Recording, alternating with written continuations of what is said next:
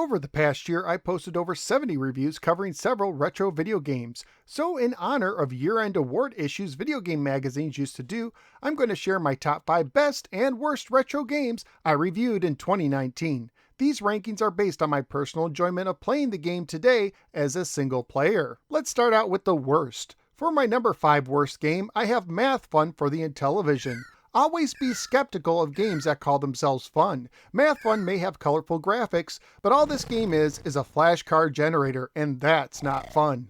For my number 5 best game, I have Pac-Man on the Intellivision. The Intellivision may not have as many arcade game ports as the Atari 2600, but it does have one of the better Pac-Man ports of its generation. While the maze had to be resized, the control works surprisingly well with the disc and the game is quite enjoyable to play. It even has the cool intermissions. For my number 4 worst game, I have Basic Math, also known as Fun with Numbers for the 2600. Take Math Fun for the Intellivision, but take away the graphics and numbers with more than 3 digits and you have Basic Math, which is too basic to be fun with numbers. For my number 4 best game, I have Beam Rider for the Atari 2600.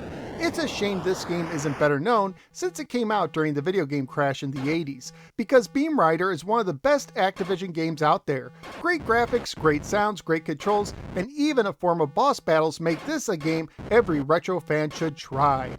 For my number 3 worst game, I have Flag Capture for the Atari 2600.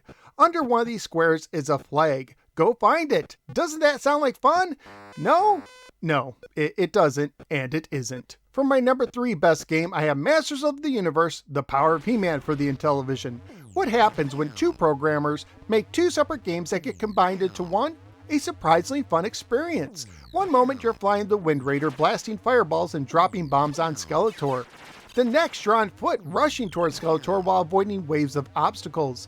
Add in some great graphics and an awesome rendition of the He-Man theme, and you have one of the better games for the system. For my number 2 worst game comes Chase the Chuck Wagon for the Atari 2600. What happens when a dog food company gives a programmer only a few days to make a giveaway game? You get a boring maze game that makes dog food look like an appetizing alternative. For my number 2 best game, I have Ghostbusters for the Sega Master System. Ghostbusters, the game, appeared on many computers and systems, but the Sega Master System port may be the best one of the lot. You'll need to learn how to manage your inventory and respond to calls, but once you get it down, you'll find a fun game with a variety of gameplay and an excellent version of the Ghostbusters song. Before I get to my worst game of the year, here are some dishonorable mentions.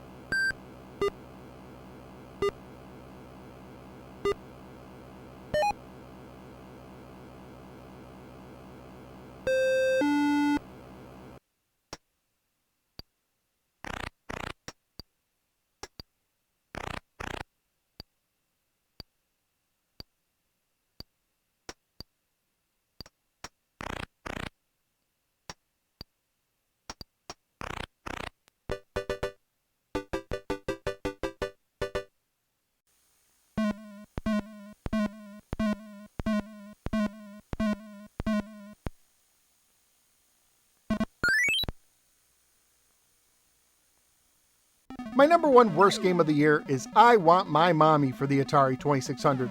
It's a game that only has 2 levels that you'll probably complete in 5 minutes or less with nothing else to do. That's right, the game ends after 2 levels. And there is nothing else to do. That's like making a 2-page novel or a 3-minute IMAX movie.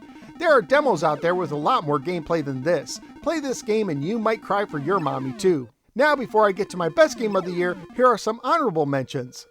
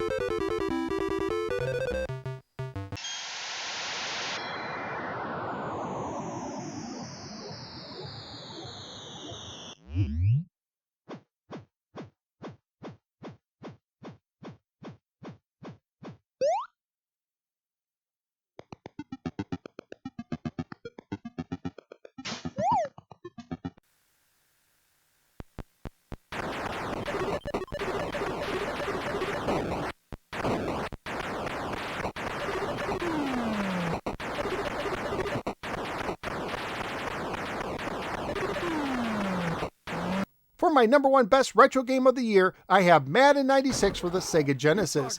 Not all Madden games are created equal. 96 may be the best one to grace the system, featuring a full season mode, the NFL and NFLPA licenses, a combine mode, and the voice of the great Pat Summerall. This version has a lot going for it, but what really puts it over the top is its great control and the fun factor. So there you go, the 5 best and worst games I reviewed in 2019.